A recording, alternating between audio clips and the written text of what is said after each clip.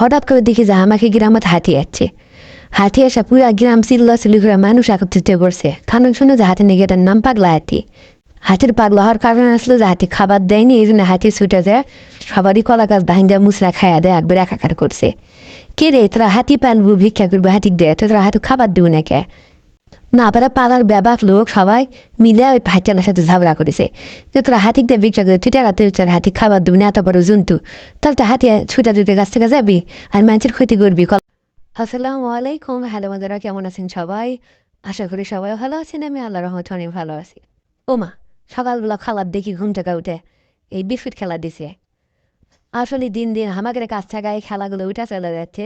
মোবাইলের কারণে সবাই গেম খেলা নিয়ে ব্যস্ত, যা যার মোবাইলের কথা বলা নিয়ে ব্যস্ত, এই খেলাগুলো আর দেখা যায় না। তাই সবার পরের দিন এই বিনোদনের জন্য আমরা সবাই একত্রিত হয়েছি এক জায়গাতে হয়ে বিস্কুট খেলা দিচ্ছে। আপনারা সলবুলগুলা বড় বড় হা করে বিস্কুটের দিকেই টাকা আছে, বিস্কুট মুখের মধ্যে যাচ্ছে কিন্তু খাওয়া বেরোচ্ছে না, বাইরে চলে আসছে।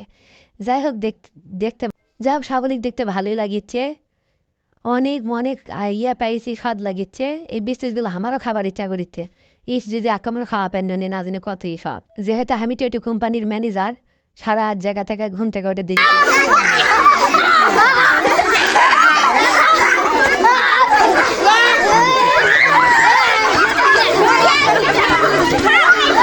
শুনেছি 5 জন নাকি হাত দেওয়া সিরা বিস্কুটলে মুখের দিছে। আর আগের বার আমিও এই খেলার যোগ দিসনু, যখন হাত দেওয়া ছেড়ে পকেট বিস্কুট লিয়ে জানি যে আমার মুখের মধ্যে বিস্কুট ঢুকবে না, আমি পাবো না, তাই পকেট থেকে বের করে আমি মুখের মধ্যে দিয়ে ফার্স্ট হয়েছি। ফার্স্ট হওয়ার কারণে আমার প্লাস্টিকের গাবলা দিয়েছে, আর যাইছে কিনা হচ্ছে তার চকলেট দিছে। আসসালামু আলাইকুম, হ্যালো বন্ধুরা, কেমন আছেন সবাই? আশা করি সবাই ভালো আছেন, আল্লাহর রহমতে অনেক ভালো আছে। তো বন্ধুরা, আজকে লাইভে চলে আসছি তেঁতুল গাছ বিক্রি করতে। আপনি তেঁতুল গাছ কেন কিনবেন এবং বাড়ির উঠানে আশেপাশে কেন রোপণ করবেন? আপনারা জানেন, যাদের উচ্চমাত্রায় রক্তচাপ রয়েছে তারা তেঁতুল খেলে এটা নিয়ন্ত্রণে আসে, এবং যারা দীর্ঘদিন পেটের সমস্যায় ভুগছেন তারা তেঁতুল খেতে পারেন, কারণ তেঁতুল খেলে পেটের সমস্যা দূর হয়ে যায়। যাদের ডায়রিয়া রয়েছে তারা তেঁতুল খেতে পারেন, খেলে উপশম হবে, এবং যাদের কোষ্ঠকাঠিন্য রয়েছে তারা তেঁতুল খেলে কোষ্ঠকাঠিন্য দূর হবে। এছাড়া তেঁতুলের আরও নানান উপকার রয়েছে।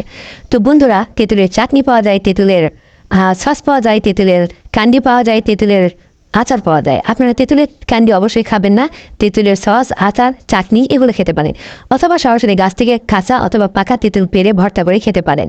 তো বন্ধুরা, চলুন দেখে যাওয়া যাক তেঁতুল। এই যে বন্ধুরা দেখতে পাচ্ছেন, এটা তেঁতুল গাছ। এই যে বন্ধুরা দেখুন, এটা এই বছরই লাগিয়েছি। এই যে দেখুন বন্ধুরা, যে তেঁতুল গাছটি দেখলেন এটা হলো মিষ্টি তেঁতুল।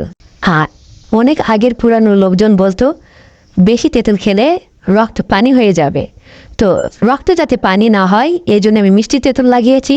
তো যারা টক তেঁতুল নিতে চান অথবা মিষ্টি তেঁতুল নিতে চান, আপনারা বাড়ির আশেপাশে নার্সারিতে যোগাযোগ করুন, অথবা আমার কাছ থেকে নিতে হলে আমাকে ইনবক্সে নক করুন। বন্ধুরা, বেশি বেশি গাছ লাগান, পরিবেশ ভারসাম্য রক্ষা করুন। আল্লাহ হাফেজ।